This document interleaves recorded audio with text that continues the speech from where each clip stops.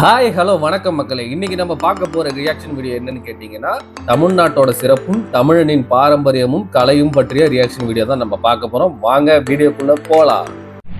கன்னியாகுமரி பக்கம் மார்பகத்துக்கு வரி போட்ட நாடு இந்த நாடு. அந்த காலத்துல தெரியுமா, படிச்சிருக்கீங்களா? மார்பகத்துக்கு வரி போட்ட நாடு.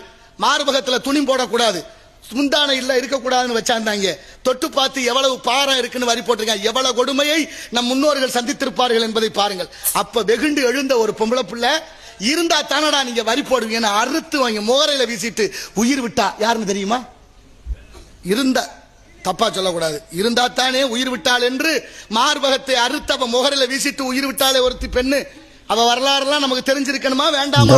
மாத்தாண்டத்துல செலவு வச்சு கும்பிடுது ஒரு கூட்டம். அப்படிப்பட்ட மகத்துவம் வாய்ந்த பெண்மகள் நாஞ்சிலி என்ற பெண்மகள். பதிவு செய்யுங்கள், வலைதளத்துல படத்தோட இருக்கு. எத்தனை வரலாறு! நாடு தமிழ்நாடு, நாமெல்லாம் தமிழர்கள், யாமறிந்த மொழிகளிலே தமிழ் மொழி போல் இனிதாவது எங்கும் காணும் என்று பாடினார் எட்டயபுரத்து முண்டாசி கவிஞன் பாரதி. யாது ஊரே யாவருங்களில் தீதும் நன்று பிரதர வாரா என்றார் கணியன் பூங்குன்றனார். யார் வீட்டுல தமிழ்ல பேர் இருக்கா? யார் வீட்லயும் தமிழ்ல பேர் இல்லையே. இப்போ வைக்கிறது எல்லாமே ட்ரெண்டியா வைக்கணும் அப்படின்னு சொல்லிட்டு குழந்தைங்களுக்கு வாயில நுழையாத பேரா தானே வச்சுக்கிட்டு இருக்கோம். எவ்வளோ பாரம்பரியம் நம்ம தமிழ் மொழிக்கு இருக்கிற புராண வரலாறு போல 20 நூற்றாண்டு வரலாறு போல எந்த ஒரு மொழியிலுமே கிடையாது. உலகின் முதலில் தோன்றிய மூத்த மொழி, எல்லா மொழியும் உருவாக காரணமாக இருந்த மொழி. ஆனா இப்ப யாரும் தமிழ்ல பேர் வைக்கிறதும் கிடையாது. வச்சா அது ஒரு இதா நினைக்கிறாங்க. தமிழ்ல பேர் வச்சா கேவலம்னு நினைக்கிறாங்க. அதான் உண்மை. தமிழ்ல பேர் வச்சாதான் வீரம், தமிழ்ல பேர் வச்சாதான் பண்பாடு, தமிழ்ல பேர் வச்சாதான் அதுக்கு அழகு. யாழ், இனி யாழ், தமிழ் இனி யாழ், தமிழ் அரசன்னு வைங்க, தமிழ் குமரன்னு வைங்க.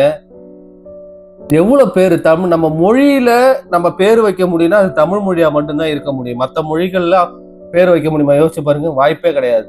அவன் மொழியில இப்ப மொழியின் பேரை வச்சு எந்த ஒருத்தவருக்கும் எந்த ஒரு நபருக்கும் பேர் வைக்கவே முடியாது. அது தமிழ் மொழியின் சிறப்பு, தமிழ் அதுல தனித்துவம் வாய்ந்தது. என்ன கேட்டீங்கன்னா, தமிழை போல எங்கேயுமே ஒரு இனிய மொழியை காணவே முடியாது.